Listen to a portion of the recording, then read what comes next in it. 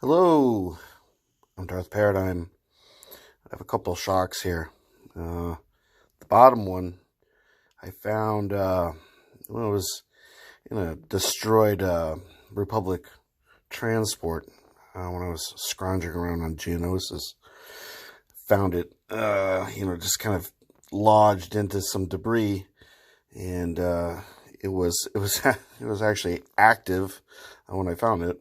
So it'd probably been there for about 100 years. But I pried it loose, and it still works, so I named it Nascent Light. The one on the top, that one I purchased off of the Facebook marketplace, so its story is not quite as romantic. Anyway, I was comparing these two today, and I noticed some major differences. The pommels are essentially identical, and that's about it. When you get to the switch section on this one is very long, in that it ends in this little section with this rounded kind of a choke point there, which is also found on this shock. You have that same style choke point with a rounded piece here, but this one's almost twice as long. And then you have the same distance from here to the groove, and then you have a groove, and then you have a groove. Well, actually, I'm doing that wrong. I have a groove, groove, groove. So there's 3 grooves here, just like this one, but obviously because of the length of the switch section, this is offset. And then where you come to that 3rd groove is pretty much where the legitimate modern shock ends, and then the pommel begins. This just kind of continues with the hilt and terminates with a, will you stop doing that?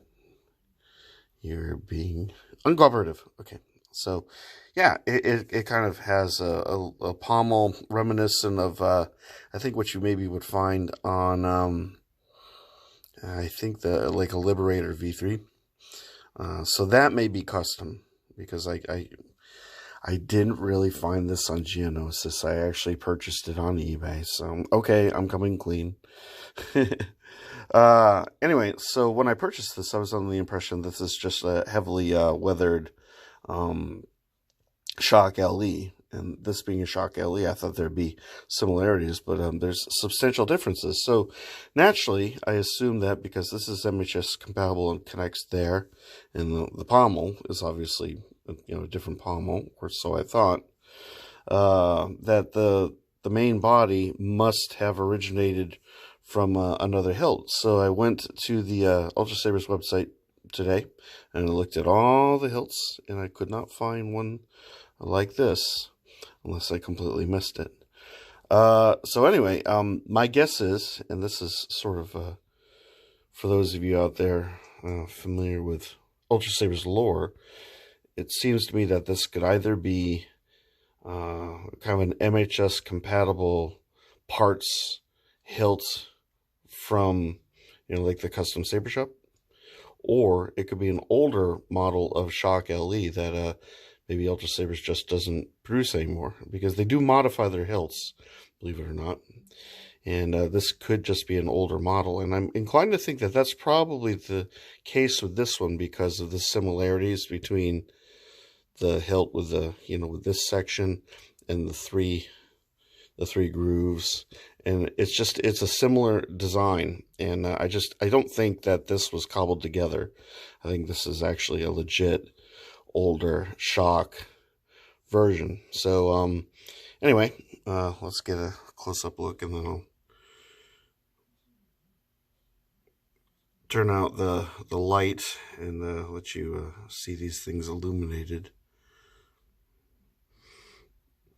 I've reviewed this before, and people didn't really like the weathering. I like the weathering. I like that whole completely bend through hell look.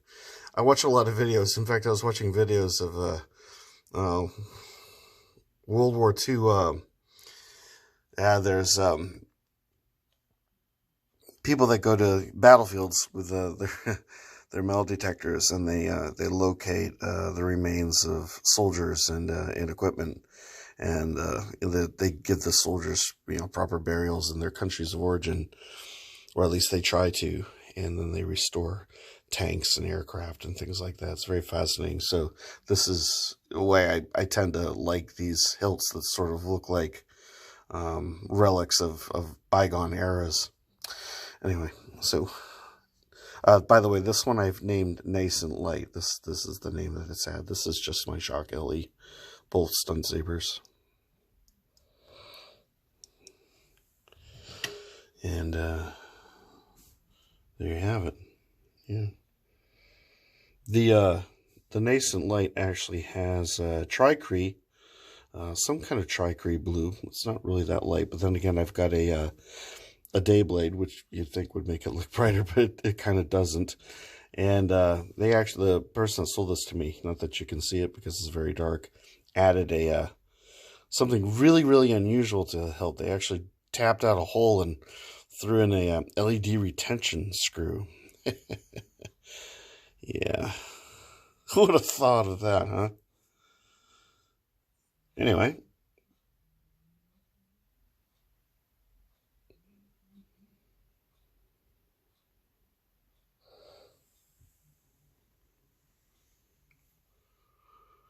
The Nascent Light doesn't have sound vents. The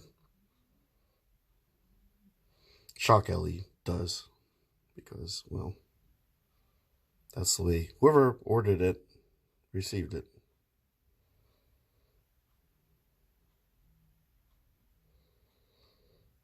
And there we go. So just a short video, a bit of a comparison, a shock LE with a shock LE.